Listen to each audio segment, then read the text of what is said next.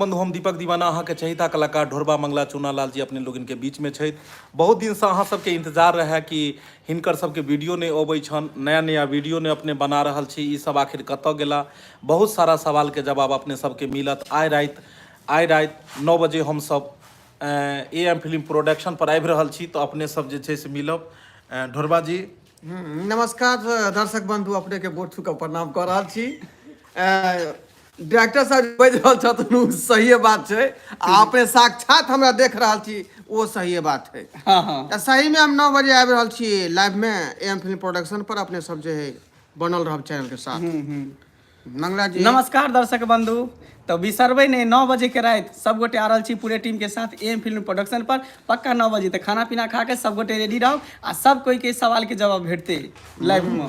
दर्शक बंधु ढोरबा मंगला चूनालाल और मनसुखा मंगरुआ फोफी सब गोटे से दिल के बात करऽ के लेल रात में 9 बजे AM फिल्म प्रोडक्शन पर अहाँ सब लाइव कार्यक्रम देखब, और अहाँ सबके सवाल और हमर सबके जवाब रहते जे भी रहते।